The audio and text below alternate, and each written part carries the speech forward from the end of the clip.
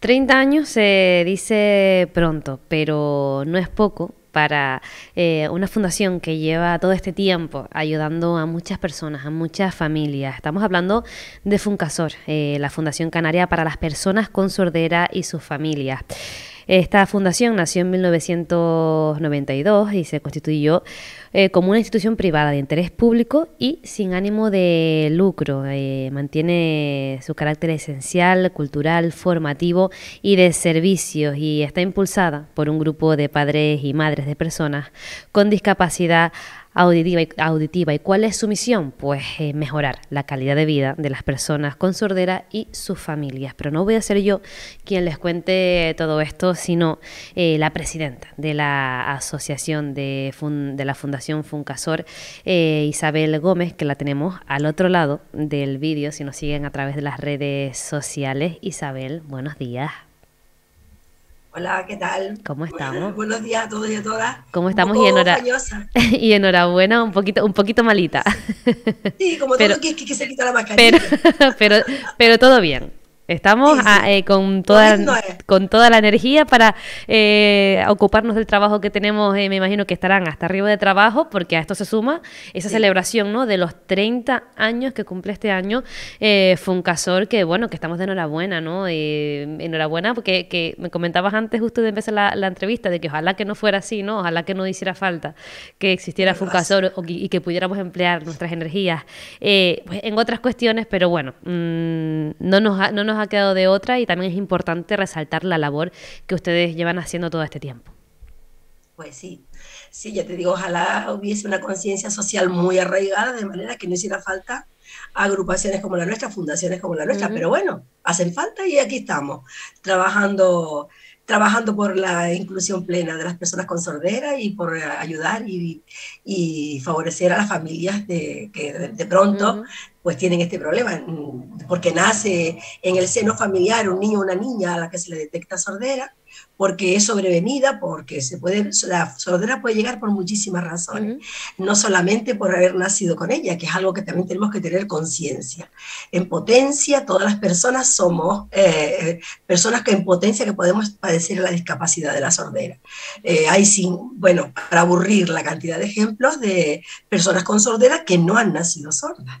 Entonces, pues, tanto las que nacen con las personas con sordera, como los que van la sordera en sobrevenida, pues tienen en Funcasor una entidad que intenta por todos los medios favorecerlos y solucionarles todos los problemas que devienen de esa discapacidad, de padecer esa discapacidad. Antes de adentrarnos, Isabel, en esa labor que ustedes realizan, que me gustaría destacar, que ya nos lo has dejado ver, que cuando hablamos de fundaciones, de asociaciones, etcétera, estamos hablando de una serie de agentes que a nivel social se ocupan de cuestiones a las que en este caso la administración no llega, y que sin ustedes, pues en este caso, sin Funcasor, no se podría haber atendido a casi 50.000 personas, no se podrían haber prestado más de 20.000 servicios de interpretación de lengua de signos, y no se podría haber integrado laboralmente más de 1.300 personas, que son algunas de las cifras que ustedes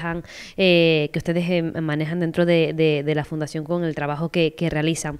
Antes de adentrarnos un poquito más en la labor, me gustaría que, ya que estamos pues celebrando, ¿no?, esos 30 años, que nos cuentes cómo nació Funcasor, porque está impulsada, por padres y madres de personas con discapacidad auditiva, con Claro, familias, como suele pasar con la gran mayoría de fundaciones y exactamente. asociaciones, porque hasta que no vivimos la realidad, pues no buscamos la solución, o no buscamos esa vía de apoyo. ¿Cómo nació Funcasor? Bueno, no, Funcasor nace porque hay dos asociaciones de padres y madres con niños con sordera que empezaban a plantearse una expectativa de vida diferente a la que había sido hasta ahora para una persona que nacía con esa discapacidad. Tanto si nacía solo con esa discapacidad como si tenía otras discapacidades asociadas, que es algo que se puede dar con cierta frecuencia.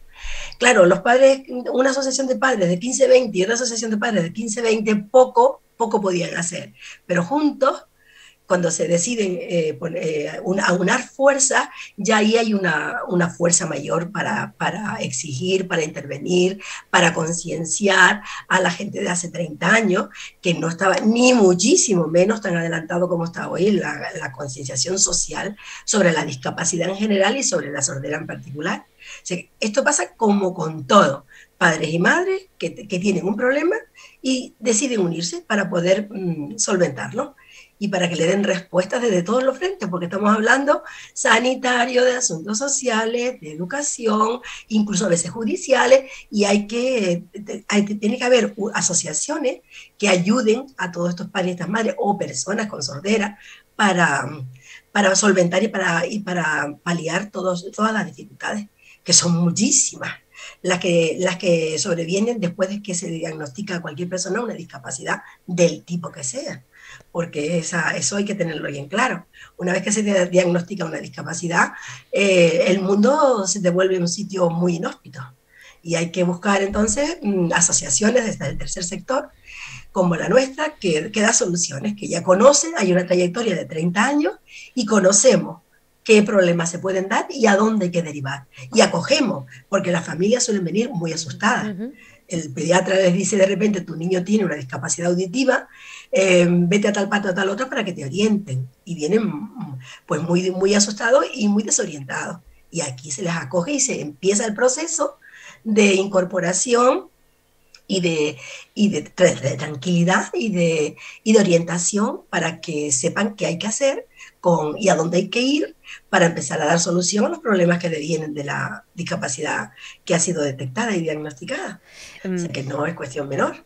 Para situarnos, Isabel, aunque yo sé que es muy complicado porque es muy difícil, yo creo que seríamos incapaces de llegar a explicar todas y cada una de las barreras con las que se encuentra una persona con sordera, porque son barreras que nos encontramos incluso en nuestras propias casas, porque como tú bien nos cuentas, una familia que de repente se encuentra con que un pediatra le dice que su hijo o hija tiene una discapacidad auditiva, pues directamente esa comunicación que se puede dar entre padre, madre e hijo, pues es casi que imposible si no controlamos esa lengua de signos.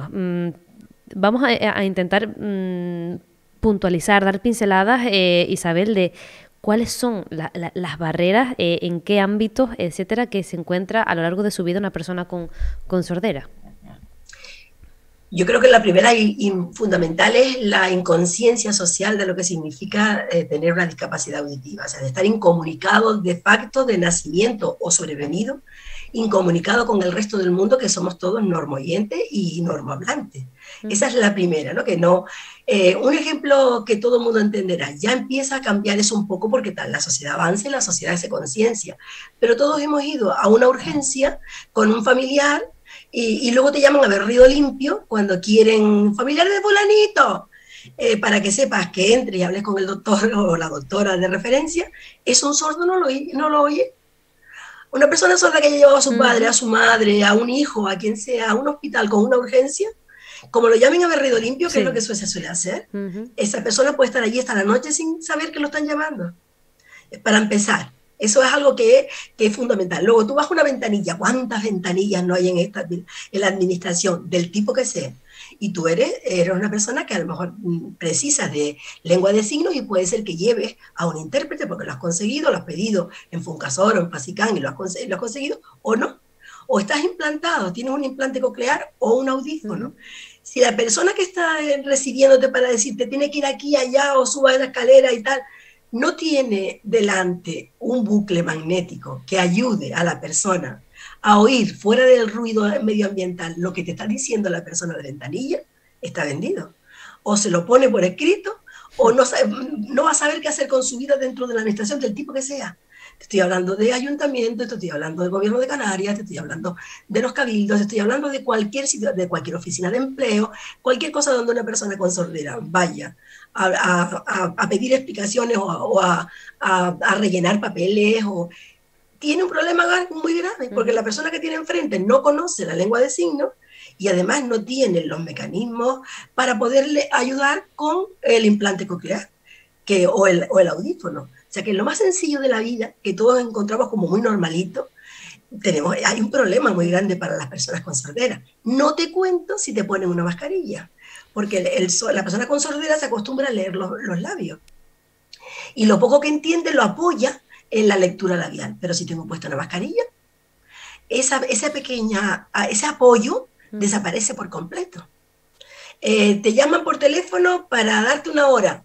Oh, ¿y si soy sordo? ¿Cómo cojo yo la hora que tú me... de donde sea? Servicio Canario de Salud, de donde sea. Hay un montón de barreras que para nosotros son de lo más normalito. Nosotros no tenemos, ni nos planteamos, y que para un sordo dificultan muchísimo su vida diaria, la vida cotidiana.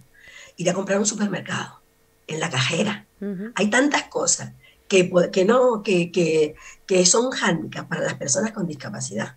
El volcán de La Palma, el incendio de no sé dónde, como no subtitulen las noticias que van dando o las comparecencias, las personas con sordera no se enteran de lo que están pasando a su alrededor, ni con sus terrenos, ni con su tierra, ni con su familia, ni con su nada.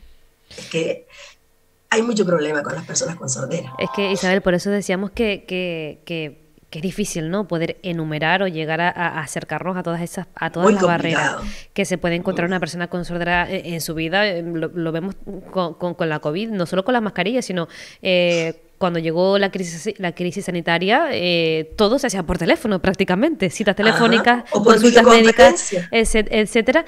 Y ahí una persona con sordera, ¿cómo llama a su médico para explicarle o pedirle una cita, pedirle una receta, etcétera? Estamos hablando de cosas muy cotidianas y esenciales. Tirando de un familiar oyente, es lo que se hace, y es muy triste que tú, siendo un adulto en plenitud de facultades, no tengas la autonomía de poder ir ni siquiera a un médico, a un psiquiatra. Yo voy a un psiquiatra, o voy porque me da la gana, porque es la vida cotidiana, a un ginecólogo para lo quiera que. Yo tengo que llevar a un intérprete. La persona que, claro, los intérpretes tienen un código deontológico, pero le estoy contando mi vida a todo el mundo. Hasta para sentarte a tomarte un café.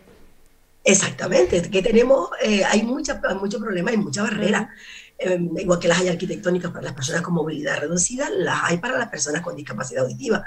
Y es lo más normal. Tú imagínate estos niños con discapacidad auditiva que de pronto lo confinan y todo lo que tiene que ver con los procesos de enseñanza-aprendizaje son a través del ordenador.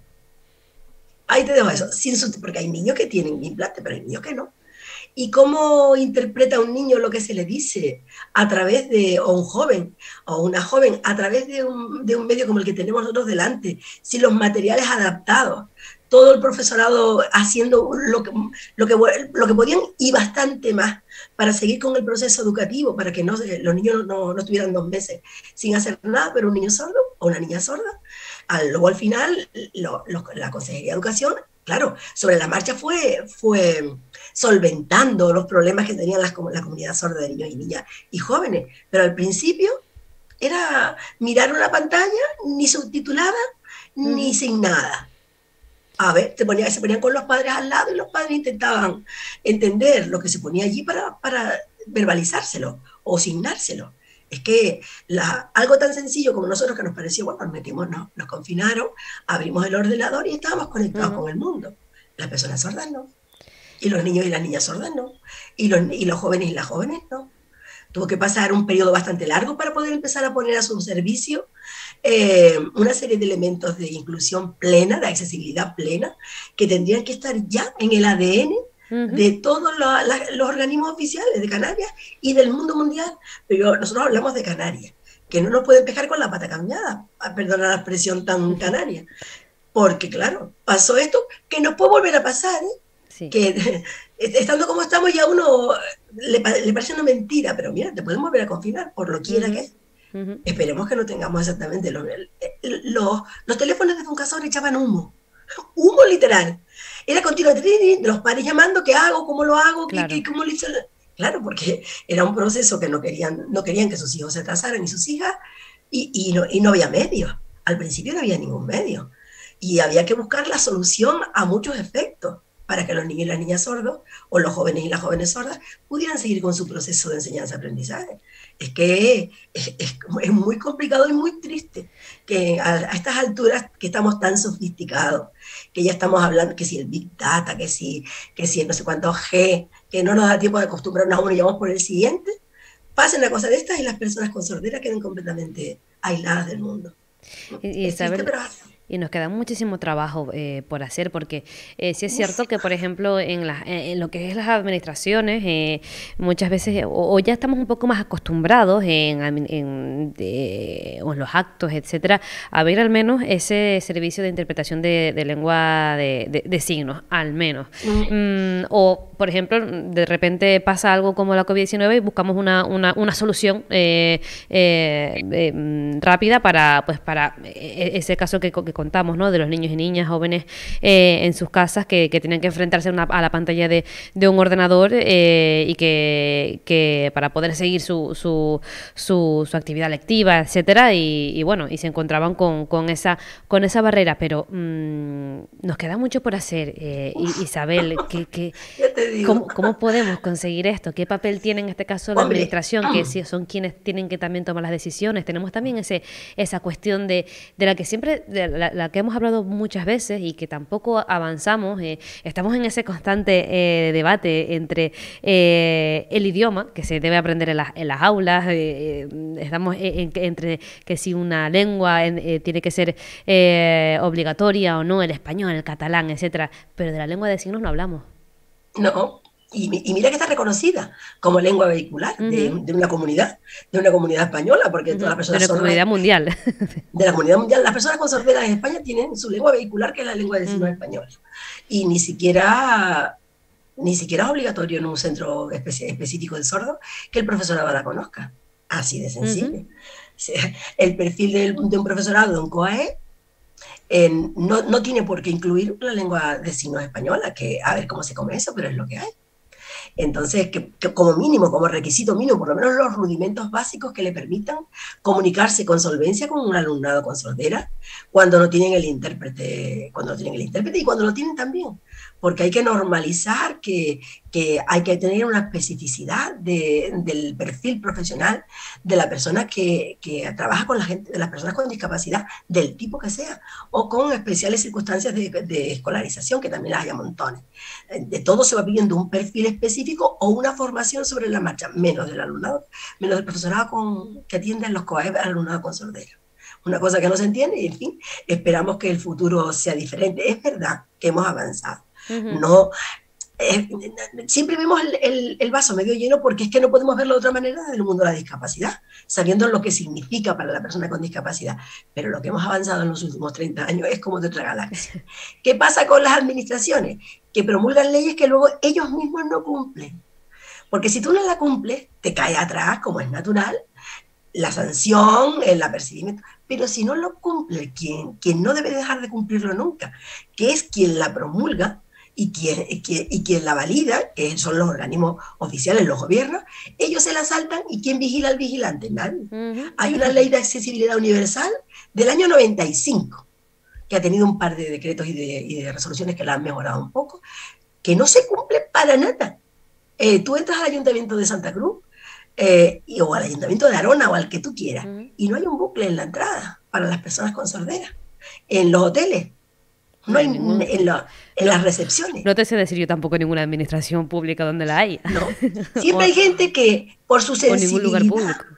Claro, por su sensibilidad, hay políticos o gente que está en este momento en la función pública que por su sensibilidad o porque tienen en su familia o han tenido personas con ciertas discapacidades, ponen en el tiempo que están, procuran solventar todo este tipo de barreras, pero es una cuestión de voluntariedad y eso no puede ser. Es una cuestión de justicia social, que es como no lo planteamos nunca. Esto es justicia, porque vamos, yo no sé de ninguna persona sorda que trabaje al que le bajen los impuestos porque es sordo.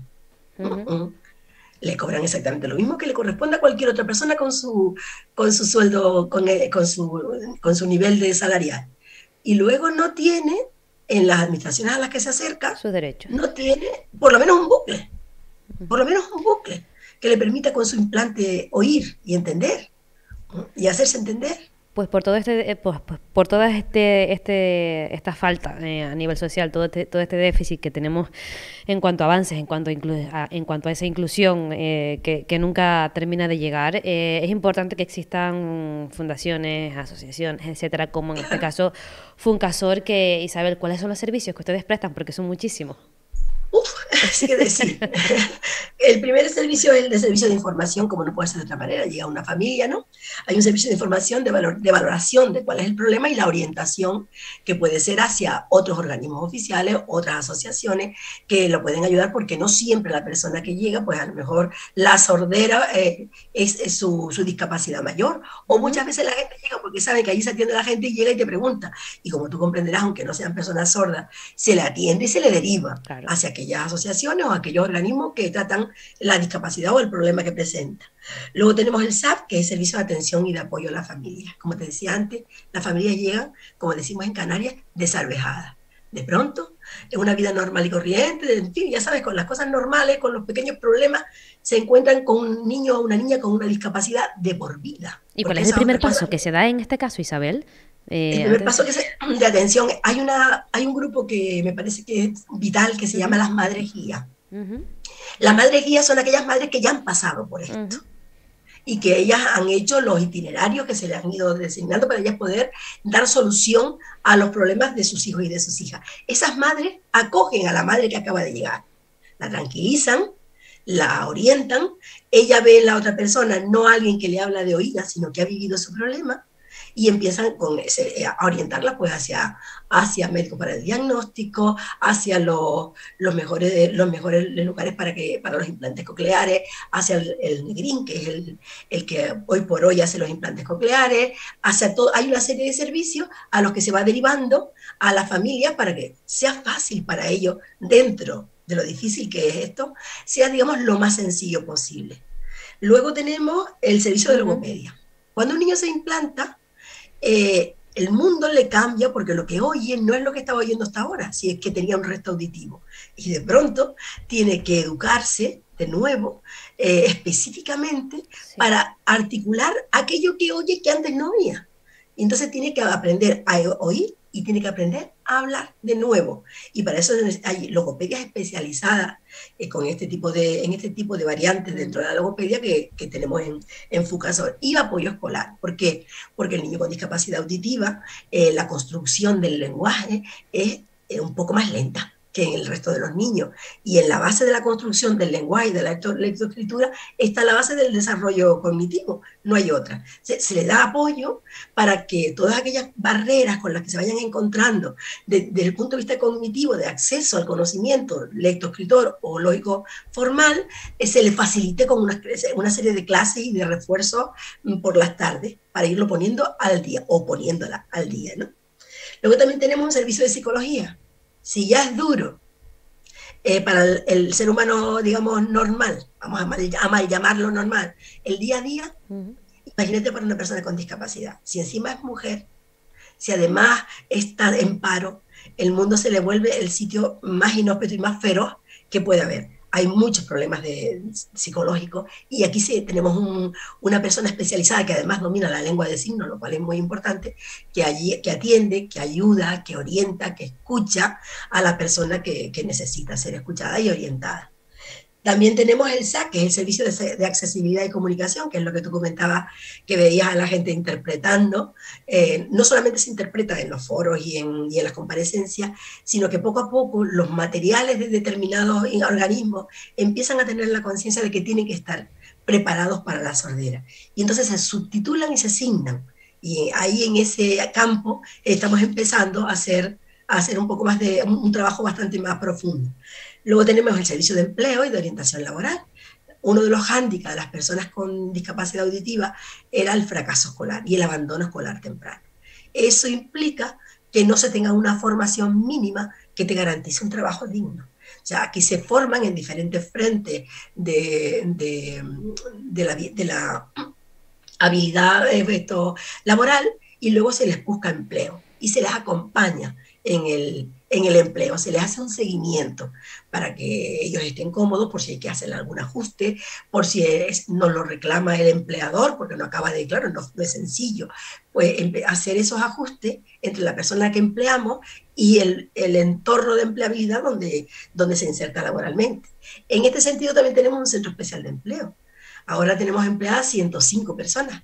El 95% tienen discapacidad auditiva o de otro tipo o asociada. Y luego también tenemos un centro ocupacional, que es el centro ocupacional Helen Keller, se llama así, que busca la integración de las personas con multidiscapacidades, ¿no? Entre ellas, una de ellas la sordera, mediante la realización de actividades diarias, personales, aseo, prelaborales, sociales para el desarrollo de su autonomía, etc. También tenemos el centro residencial en compañía. ¿Cuál es el problema que empiezan a tener las personas con discapacidad y su familia? Antes, hace 40, 50 años, las personas con discapacidad tenían una media de vida corta. Llegaban 40, 45, 50 años. Ahora no. Ahora los adelantos médicos permiten que las personas con discapacidad tengan una expectativa de vida tan larga como cualquier otra persona. ¿Cuál es el problema? Los padres. ¿Qué hacemos con nuestro niño o nuestra niña o nuestro hijo o nuestra hija cuando nosotros no estemos? Entonces, estamos empezando, hemos abierto un centro residencial para personas con este problema o que estén en riesgo de exclusión social. Personas con discapacidad, multidiscapacidad, de la que una tiene que ser la sordera, ¿no? Porque es nuestra razón de ser. Este es un piso que nos han cedido en La Matanza, maravilloso. El piso es una maravilla, completamente accesible. El alcalde de La Matanza, que es un hombre con sensibilidad con respecto a esto, nos ha cedido ese enorme piso accesible. Tenemos en este momento 7 personas acogidas, totalmente, ¿no? Para dormir, para comer, como una residencia, un recurso alojativo. Luego también tenemos el plan de cultura y accesibilidad. Las personas sordas, ¿por qué no pueden acceder a la cultura que ofrecemos en Canarias? O en otro sitio cualquiera. ¿Por qué no? Porque no es accesible.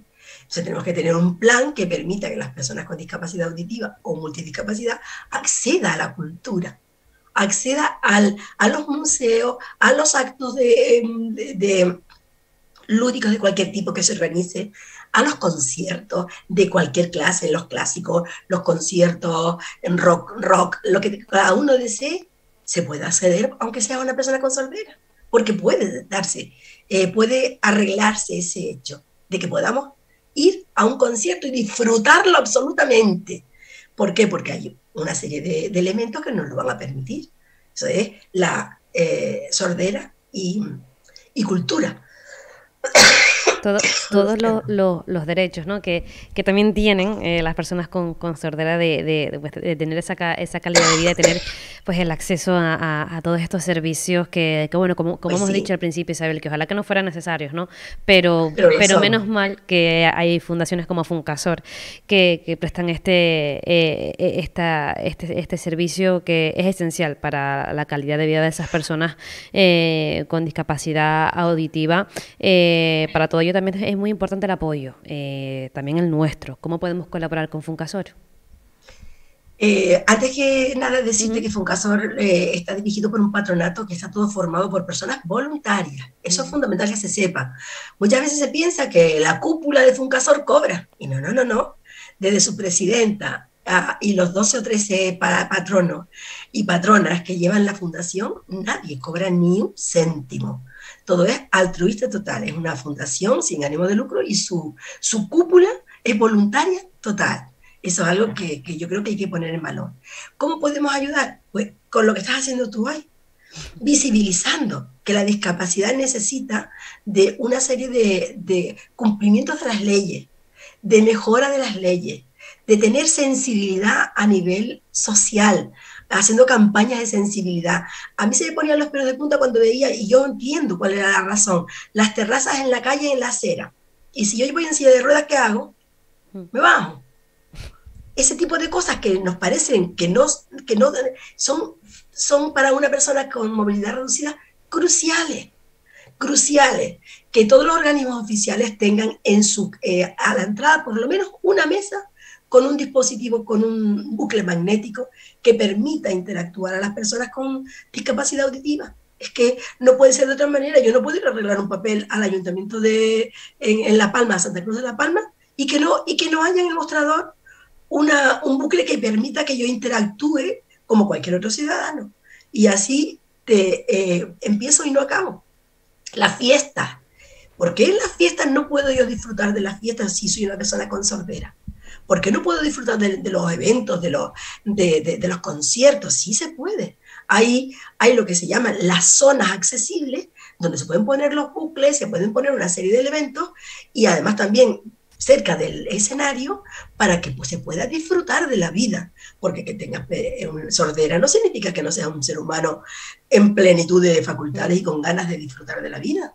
Es que eso hay que tenerlo en cuenta. O sea, somos ciudadanos de primera, como cualquier otro ciudadano o ciudadana de este país. O sea, desde los medios hay que hacer campañas de sensibilidad, que la gente vaya entendiendo que además somos todos personas con discapacidad en potencia. Tú lo sabes, mañana te diagnostican mal y te dan una medicina que no era la que precisabas y ala, ahí te viene la sordera sobrevenida y ya se te acabó la vida normalizada. Si no lo hacemos por solidaridad, vamos a hacerlo por egoísmo, por siaca, como dicen los chiquillos. Vamos a hacerlo porque todas las personas merecen una vida digna y todos los ciudadanos y ciudadanas tenemos que ser ciudadanos de primera Pues y no ojalá. de tercera o de cualquier otro por cualquier razón. Pues Y ojalá, la discapacidad, sí. Pues ojalá, la Isabel, que discapacidad, llegue esa concienciación de verdad ojalá, y que seamos sensibles con todo esto que, como bien dices, mañana nos puede también tocar a a nosotros todos, y nos vamos a claro, encontrar con todos. esas barreras que ojalá que no fuera así. Isabel Gómez, muchísimas gracias, presidenta de Funcasor, por contarnos todo lo que ustedes hacen, por darnos un choque de realidad que muchas veces nos hace falta. Ánimo por la labor que están realizando y enhorabuena por esos 30 años de muy buen trabajo. Muchas gracias y poner en valor a Funcasor en La Palma, que tiene un plantel de trabajadores y trabajadoras que son lujos. Vamos, hay veces que te toca un lujo y esta vez en La Palma tocó el lujo, porque la gente Espléndido, estupenda. No puedo espléndido. decirlo de otra manera, la verdad. Muchísimas gracias, Isabel. Gracias a ti, compañera. Buen día.